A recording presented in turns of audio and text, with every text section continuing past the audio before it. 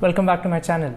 If you've been following me, you would be aware that I've been playing with a Nikon Z9 for some time, courtesy of rental company Book My Lens, who very kindly first sent it to me a few weeks ago in an absolutely brand new unopened box to unbox, and then subsequently I had the opportunity to use it with the 100 to 400 mm in a real world wildlife photography situation. So it's now time to put together and summarize my experiences with the Z9 and share with you my final review and verdict of it.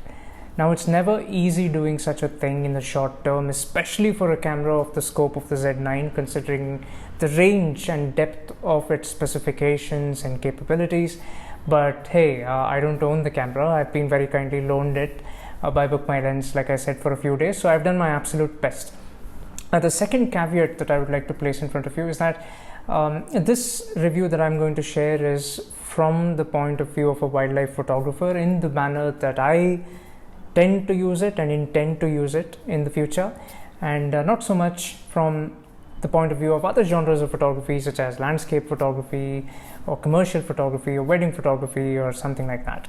So if you're not a wildlife photographer and or a practitioner of one of the other genres that I mentioned, you will still find this review useful in a lot of ways, but your mileage may vary and it may not cover virtually everything that needs to be covered from the points of view of these genres. For instance, flash, the sync speed and the flash performance, these are things that I haven't delved into. So that is the second caveat that I would like to mention. And thirdly, as you can see, I don't have the camera with me right now. It's been returned to Book My Lens. So what I have in front of me are just the notes that I have made from my testing and during my shoots, which I have now put together in a proper organized fashion to share with you. So that is a little bit of an introduction to this review and what you can expect. So let's get started and see if the Z9 actually scores more hits than misses, because that is what matters when it comes to any camera, because every camera is bound to have imperfections, areas of improvement, areas which are not up to your satisfaction and expectations, and so on. I don't think there exists a camera which gets absolute 10 out of 10 on every aspect from everybody's point of view. Of course, you can't please everyone all the time, and therefore our intention is to see if the Z9 gets more right than wrong, in which case, of course, it's a great camera and you should just get on with it and use it to make great content. But before we begin, why am I excited about the Z9? I mean, what is it about the Z9 that drew me to it when I've had this utterly tepid response to virtually every other mirrorless camera, certainly all the mirrorless cameras from Nikon so far? I think there are two things that the Z9 does or offers on the table, on paper, even before you begin to test its actual performance, and these are as follows. The first, I think, is that it changes mirrorless cameras in a way that is truly a step forward from DSLRs. So far, the mirrorless cameras that Nikon offered doubtlessly improved the shooting experience in a number of ways from DSLRs, in having an electronic viewfinder which can actually show you a preview of the exposure even before you take the picture, in having in-body image stabilization, which is a lot more effective typically than having VR and lenses, in being able to focus much better during videos, to name a few. So in all these aspects, mirrorless cameras actually took us a step forward from DSLRs.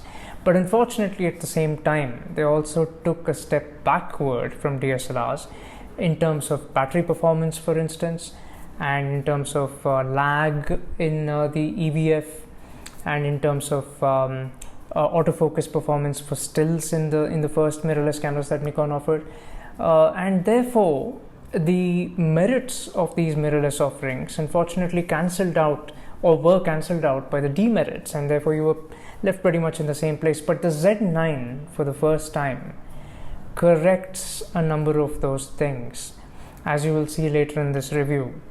The Z9 actually channels and utilizes the advantage of not having a mirror to take the game forward rather than taking one step forward and one step back and leaving us at the same place. So that's the first thing that draws me to the Z9. The second feature is, if you look at Nikon's traditional flagship offerings, which is the D single digit series, particularly the last two iterations, the D5 and the D6, you will notice that in the trade-off of providing you great build quality, fantastic ergonomics, brilliant speed, great durability, and all of these things, a number of features are also taken away. For instance, there are some hardware parts missing in the D5 and the D6, such as inbuilt Wi-Fi and inbuilt GPS and Bluetooth and things like that.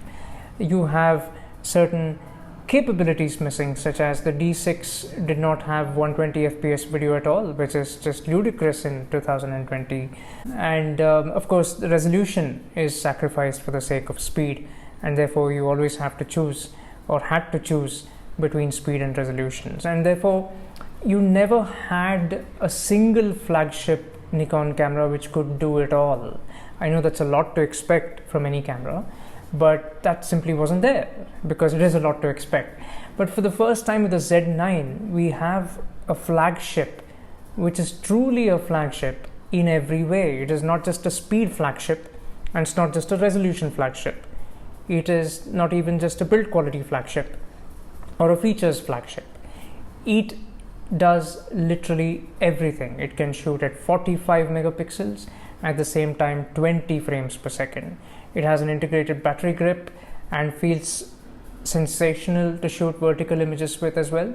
And at the same time, you can shoot absolutely quietly without making a single sound if you're shooting in a noise sensitive environment like a church or a wedding or some other situation like that, for instance. So these are the two reasons that excite me about the Z9, because it is a camera that does not compromise anything much, at least. It combines the best of everything and gives us a product that is truly well-rounded. And now therefore what we have to see is if its actual performance on the ground lives up to this lofty billing on paper, and if it actually manages to walk the talk. And that is what we are going to find out in this review. Okay, this is a huge hit for me. The weight, the balance, and the build quality. I will not repeat myself here because I've already sung paeans of it at the beginning of this video, and I will also link up the unboxing video here if you would like to take a look at how the Z9 felt in my hands for the very first time, and my spontaneous reaction on it, I think, speaks much more than what I can say right now. And also the integrated vertical grip for me is a huge hit. I know it can be controversial with maybe enthusiasts and amateurs who would like a lighter and smaller and more compact camera, but I think I've always been a fan of the Pro construction and the Pro ergonomics, which allow you to have a very consistent experience when you're shooting vertically as well. And more than that, there is something about an integrated vertical grip that gives you a feeling of solidity and absolute indestructibility, which is totally invaluable. Next up, the EVF. This was, of course, always going to be a very, very important factor, considering that the Z9 is a mirrorless camera, and also considering that many previous mirrorless cameras have been fraught with a crippling sense of lag and duplication of frames in order to keep the EVF going, or some sort of blackout. So essentially what we've seen so far are not perfect incarnations of what an electronic viewfinder should be. But finally the Z9, with its completely electronic shutter and dual stream output of data from the sensor, has the EVF absolutely nailed, because you have zero blackout, you have absolutely zero lag, and a completely seamless experience where you can continue to watch the subject all the time without losing a single moment, and therefore know exactly what you're doing and know exactly what the camera is recording, leading to an absolutely unmatched, unprecedented experience. So I've always missed that in DSLRs, because half of the time you cannot see what the subject is up to because of the mirror going up and down, and therefore you kind of end up trading in that decision to record a part of what you're seeing at the expense of actually experiencing it yourself with your eyes. And with the Z9, that's not a problem at all, because you can continue to enjoy watching what's going on and record it at the same time simultaneously, no problem at all. But one area where I have criticized the Z9 in my reviews on Instagram and other places is something that I have to mention here as well, which is the sharpness of the EVF, which really isn't up to scratch, especially for 2022, where we have super sharp displays virtually everywhere, right from our watch to maybe very soon even virtual reality glasses. LCDs and LEDs have become really sharp, and the Z9 definitely feels a few years old, and that is probably because of the very good reason that it is a few years old, because it is from the Z6, I believe. It's the same EVF carried forward from there, and therefore you can't really expect it to be as sharp as you would expect in 2022. But that little disappointment apart, I think this is the closest that any camera has brought the electronic viewfinder to an optical one. Yes, after shooting with the EVF for a couple of hours with the Z9, when I went back to my D780, on which I'm shooting this video right now, and looked through the optical viewfinder, that felt a lot more natural. The optical viewfinder definitely feels a lot more natural and intuitive, and you feel more connected to what you're looking at for sure. But if you don't compare it back to back, I think the Z9 is the closest that any mirrorless camera, from Nikon at least, has got to making you feel natural while using an EVF. So full marks on the functionality of the EVF, the lack of blackout, the lack of lag, and the brightness. Even it stays bright throughout, and it's very easy to tell what you're looking at, but definitely one miss in terms of the sharpness and quality of the EVF, which I hope Nikon will fix in the next iteration. Next up, we have controls and ergonomics, and of course this is always a bugbear of many Nikon cameras, because Nikon famously tends to move the cheese and remove buttons from places that people are perfectly used to and put them in places that we don't want them to be, or remove buttons altogether, or give us buttons that we don't need, and things like that. So on this count, it is a bit of a mixed bag.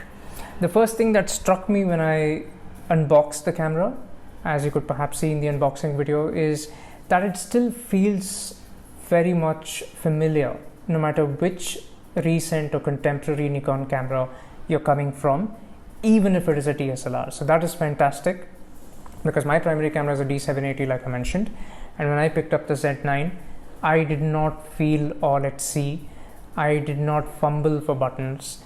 I did not feel lost, which is a great credit to Nikon. That is what we expect from Nikon, so that is still the case with the Z9. But having said that, it's not perfect, and let me go ahead and enumerate the various hits and misses in the department of controls and ergonomics. Firstly, the function button is no longer configurable to instant metering mode change. In other words, in my D780 and a lot of other Nikon DSLRs, you can actually program the function button to give you spot metering, for example, when you just hold it pressed, without having to toggle it using the command dial and shift the metering mode from what you are at. So in other words, just the single press metering change is something that is no longer possible in the Z9. So I really hope a firmware update will fix this. By the way, I have to mention that my test was conducted on firmware version 1, because even though 1.1 was available at the time of my test, I couldn't install it because I didn't have a card reader, and unfortunately Nikon does not allow, even in 2022, over-the-air updates, which is also a criticism of mine, and that is something that Nikon should look into. Certainly, I think they have enough engineering prowess, there's enough technology in the world today where it's simply inexcusable, untenable to still be stuck with the age-old antediluvian way of updating the firmware, which is incredibly nerdy and geeky for something as consumer based like a camera. Not everybody is a hardcore professional, and not everybody needs to take the, even if you are a professional, it absolutely helps to have smart ways of doing things, because you can then concentrate on making images rather than tooling around with your firmware, so trying to install it for an hour using a card reader and whatnot. So I hope Nikon takes that. That's the end of the rant, by the way. I hope Nikon looks into it and enables that in the future. But coming back to the ergonomics, the button feel and tactility is definitely a hit. I have nothing to complain about that. Nikon has always got that right. The buttons have just the right amount of play, and they all feel solid. Of course, many of them are backlit. Even the way the joystick feels and falls into the hand in the first place, and also feels when you press it, is very, very good. Of course, I think one small area where I've been dissatisfied in the past by Nikon's treatment of buttons is perhaps with the keypad, multi-directional keypad, which sometimes wasn't crisp enough to press, but no such problems with the Z9. Then another miss is unfortunately the quality button not being configurable to change the resolution of the video you're shooting in the video mode. Okay, this I think is a real bummer, because it is just sitting there waiting to be assigned. And this is something that I do find the need to change very frequently, because there are times when I want to shoot at 120 fps, and there are times when I don't want to shoot at 120 fps and want to shoot at only 24 fps, and I have to change that very quickly on the spur of the moment, which I can't, because the quality button is not configurable, and I have to jack around with function buttons. And I did, during the course of the Z9 stay with me, try my best to find an elegant solution to be able to change video resolution very quickly using any combination of function buttons and command dials, and I just could not figure it out. So this is definitely a criticism, a huge miss. I think there's a very simple solution to it. So if Nikon can work on this in one of the future firmware updates, they should enable the quality button at the back of the camera below the LCD to be configurable to change video resolution in the video mode. Okay, next one miss is that there is no easy indication in the EVF for being in the video mode. I know this is a pretty basic thing that I'm mentioning here, but sometimes it's very easy to be in the video mode and try to take pictures, and of course miss opportunities because you just forgot that you're in the video mode, and there is no way that the camera at least prompts you or alerts you if you're trying to desperately press the shutter button when you're in the video mode to the fact that you are in the video mode and you should switch back to stills. There is no such suggestion, and of course it's a mechanical switch at the back, so it's not that any suggestion can override what you're trying to do, but at least there can be an alert, there can be some sort of a better indication to suggest that you're in the wrong mode from what you want to be in. So that is a little bit of a miss, but not a big one. Nevertheless, it can matter if you're a person who constantly or frequently shifts between video and still shooting. And lastly, I have to mention the ease of shooting 120 fps stills is a huge miss. In other words, it isn't easy to set this or to figure out how to set this for the very first time. Of course, once you figure it out, so long as your memory is decently powerful, it's not that difficult. But to figure it out the first time is something that I really struggled with, because you have to jump through a series of hoops in the correct order. I think it could have been easier and better handled. So that is definitely a miss for me, the ease of going into the 120 fps still shooting mode. Okay, next we have speed and responsiveness. Of course, this is a very, very important factor with any flagship camera, much less a Nikon Z9, which is being positioned as the future. And a camera like this cannot afford to be slow and laggy in any manner whatsoever. And it really needs to stand up to the expectations that you have from a flagship camera such as this. And I'm very, very glad to report that it totally does. The time it takes for the EVF to come on after you turn the camera on is ever so slightly more than I would wish it to be. and it just about stops it from being as instantaneous as a DSLR. But except that, the Z9 is absolutely blazing with everything else. It's incredibly responsive, whether you're shooting or just operating the menus, browsing through your pictures, looking at the view in front of you. Except very rarely you catch the camera off guard and move it very swiftly and suddenly. In virtually every other situation, the EVF is absolutely blisteringly fast and never lets you down. The menus are very, very quick and everything is instantaneous. I really don't have much more to say about it. The Z9 really gets out of the way in terms of speed and responsiveness. No question about it.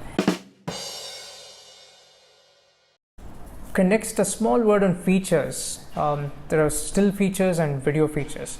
The still features for me are definitely an absolute hit, because even though the continuous burst speed in RAW is 10 FPS fewer than, let's say, a Sony A1, 20 FPS honestly is plenty.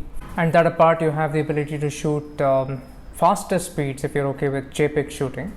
Especially if you're into sports photography or any kind of photography that requires spontaneity in broadcasting the pictures, or you're okay with not having the flexibility of processing a RAW, but you want to capture every possible slice of every possible moment when it truly matters, when you're shooting some intense action, then the Z9 definitely makes that possible, and you're practically looking at slow motion videos frame by frame when it comes to 120 FPS shooting at 11 megapixels, which is still enough resolution to make a big enough print to hang on the wall, which is truly astonishing. I think we've got to a point where the capability of cameras when it comes to resolution and speed is way beyond what we really need in our everyday photography, unless you're into shooting bullets piercing apples and that sort of thing. You really don't need 20 FPS in the first place, and certainly not more than 20 FPS, and certainly not 120 FPS. So still features I think are sorted. It has enough resolution and enough speed, and that is all needs to be said about still features. And then when it comes to video, I think it's again a hit, because it's got 8K resolution, which is again more than what we need. So I'm not as interested in the 8K resolution itself as I am in what it can do for my 4K resolution, because 8K allows it to use oversampled video for 4K, and so I was very curious to see if that really matters, and so I went ahead and compared it with my D780's 4K video at 24 FPS, and to my slight surprise I couldn't tell much of a difference. The D780 looks pretty much as good as the Z9, probably because the D780 is also oversampling video, albeit not from 8K of course, because the D780 doesn't have 8K, but nevertheless that's okay if D780 is as good as a Z9. When it comes to 4K, at least the Z9 is good by itself, and it is detail rich, no problems there. I didn't see any jello effect while moving the camera around, so it all looks good. But more importantly, what I was really looking forward to was 4K 120 FPS, because I love slow motion videography, and I used to hate to have to compromise resolution when I wanted to shoot at 120 FPS. I could never shoot 4K because no Nikon camera before this was capable of that. And so finally, after disappointing us with even the Z7 II by not giving us 4K 120 FPS, Nikon has finally granted us the ability to shoot 120 FPS slow motion at 4K resolution, and that is just fantastic. I had the opportunity to test it in a place called Ranganthittu, not very far from where I live, and where you have a lot of spot-billed pelicans and lots of other birds who are frequently flying, doing things, picking up nest material and so on. I'll again link up the video here. You can go ahead and take a look, and you'll get a good idea of how the Z9 performs, which in one word is brilliantly. The detail is impressive.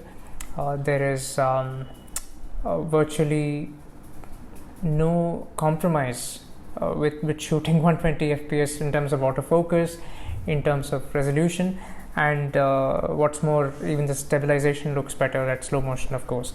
And so 120 FPS 4K is a huge hit, and overall I think in terms of video specifications of video features, also with the ability to have N-Log and shoot in various raw formats, including ProRes. Of course, for all of these or most of these, you need an external HDMI output in order to record uncompressed footage, but nevertheless we have that ability, which is just fantastic.